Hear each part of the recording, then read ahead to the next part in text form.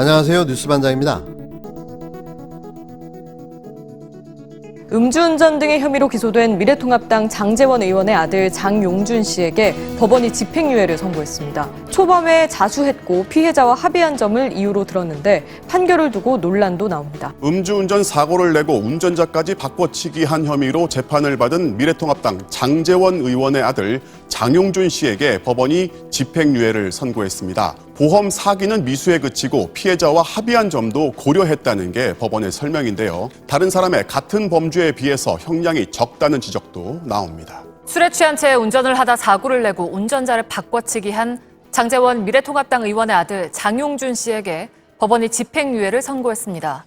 죄가 가볍지 않지만 피해자와 합의를 했고 자수를 했다는 점 등을 이유로 들었습니다.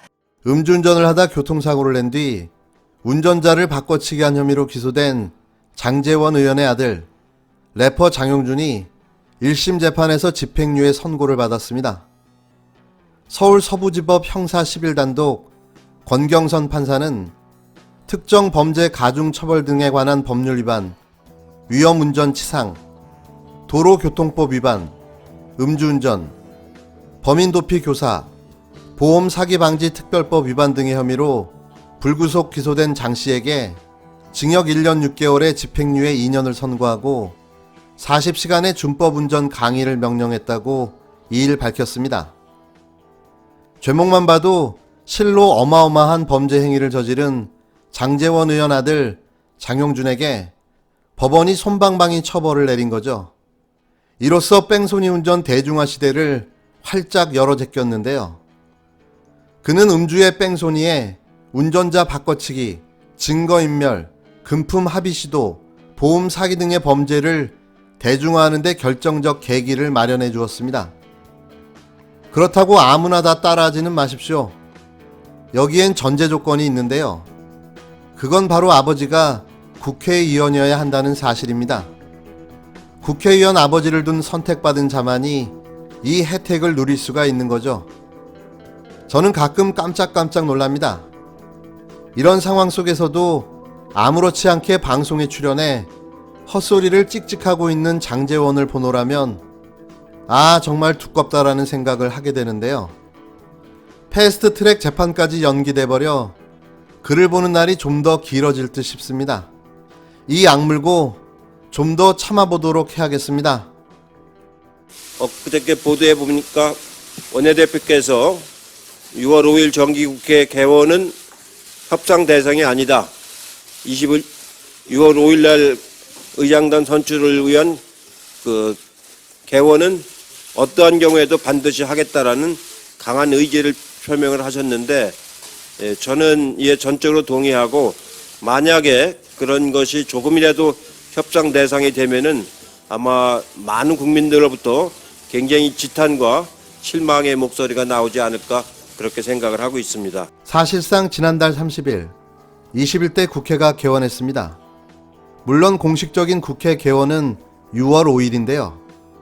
그런데 6월 5일 국회 개원을 막아서고 나선 미래통합당의 발목 잡기가 또 시작됐습니다. 상임위원장 협상을 두고 법사위와 예결위를 내놓지 않으면 5일 국회 개원을 합의하지 않겠다고 한 건데요. 이건 합의하고 안 하고의 문제가 아니죠. 이건 그냥 일정에 맞춰 진행해야 되는 일입니다. 국회의 일이고 국회의원의 의무입니다. 참다 못한 민주당이 정의당, 열린민주당과 손잡고 21대 국회를 사실상 단독 개원하는 수순에 들어갔는데요. 제1야당인 미래통합당과의 협치보다 의석수의 힘으로 밀어붙이는 분위기가 조성된 겁니다. 민주당은 21대 총선 기간 갈등을 빚었던 정의당, 열린민주당 등과 연대해서 188석의 슈퍼 법력권 진영을 구축했는데요. 민주당의 단독 개원 시도에 통합당은 독재 정권 시절로 돌아가겠다는 것이냐며 강하게 반발했습니다. 그러면서 국회 일정 보이콧 가능성도 열어뒀는데요. 21대 국회도 식물국회, 동물국회가 될 전조라는 우려가 나옵니다. 오늘 21대 국회 임기가 시작된 후에 우리 민주당의 첫 번째 의원총회가 열립니다. 의원총회 1호 안건은 국회의장단 선출을 위한 임시회 소집 요구의 건입니다. 의원총회가 끝난 후에는 곧바로 일하는 국회에 동의하는 제 정당과 함께 임시회 소집 요구서를 제출할 것입니다. 일하는 국회를 만들기 위한 대장정의 첫걸음이 될 것입니다. 법에 정해진 날짜에 국회를 여는 것은 결코 협상의 대상이 될 수 없습니다. 법을 지키지 않는 것이 협치로 둔갑하고 법의 뒤에서 흥정하는 것이 정치인 양 포장되던 과거의 잘못된 관행을 21대 국회에서는 반드시 청산하겠습니다. 시작이 반입니다. 정치의 근본을 다시 세운다는 비장한 각오로 법이 정한 날짜에 반드시 국회를 열겠습니다.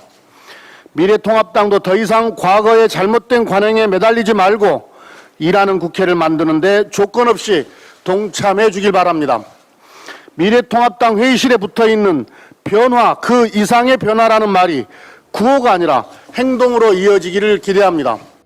민주당은 법대로 하면 된다는 전략을 밀어붙이고 있는데요. 이해찬 대표는 2일 기자간담회에서 개원 일자나 상임위원장 선출 날짜는 국회법으로 정해진 것이라며 이달 5일 개원은 법적 절차이지 협상의 대상이 아니라고 못 박았습니다. 김태년 원내대표도 법을 지키지 않는 것이 협치로 둔갑하고 법 뒤에서 흥정하는 것이 정치로 포장되는 잘못된 관행을 청산해야 한다고 통합당을 압박했는데요. 민주당은 국회에 국회 임시회 소집 요구서를 제출하며 이달 5일 국회 본회의 개최를 위한 준비를 끝냈습니다. 민주당이 제출한 소집 요구서엔 정의당 6명, 열린민주당 3명, 무소속 2명까지 모두 188명이 동참했는데요. 21대 국회의 법여권 그룹이 모두 결집한 겁니다.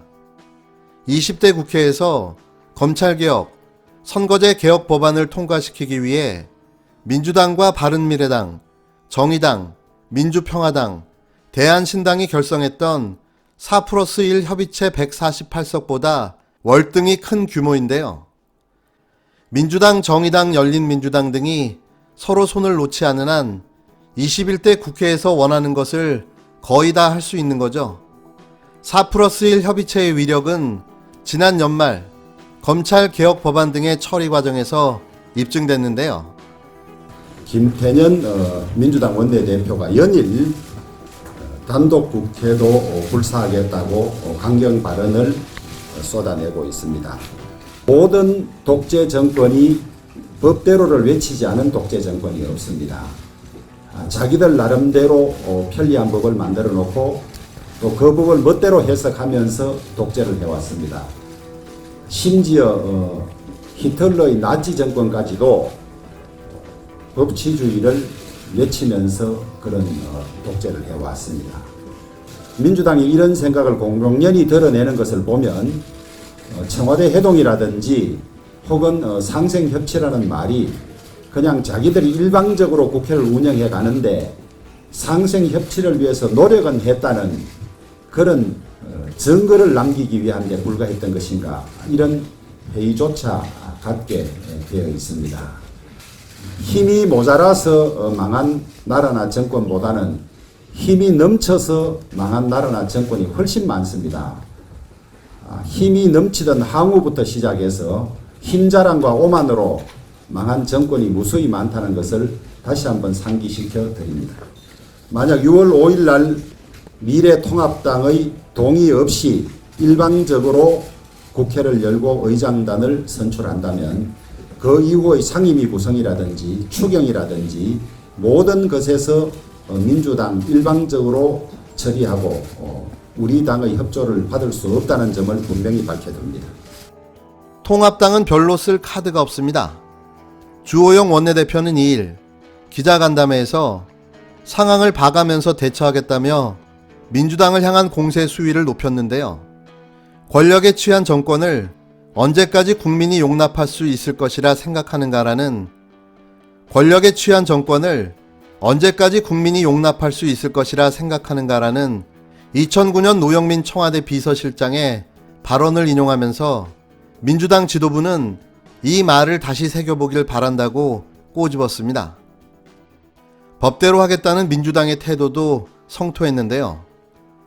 주 원내대표는 개헌은 법대로 지키자고 하는데 법대로를 외치지 않는 독재 정권이 없었다며 히틀러의 나치 정권도 법치주의를 외치며 독재를 했다고 비판했습니다. 다만 국회법상 민주당이 개헌을 강행해도 저지할 뾰족한 방법이 없다는 게 통합당의 고민인데요. 임시회 소집에는 재적의원 4분의 1 이상의 요청이, 국회의장 선거 성립에는 재적의원 과반 득표가 필요합니다. 그런데 민주당 단독으로도 이 요건을 채울 수가 있는 건데요. 주 원내대표가 언론과 국민이 막아야 한다고 호소한 것도 여론전 외엔 민주당을 막아설 방도가 없기 때문인 거죠. 사실상 더 이상의 발목 잡기도 목리 부리기도 의미가 없는 셈인데요. 미래통합당은 지금 통곡하고 싶은 마음일 뿐일 듯 합니다.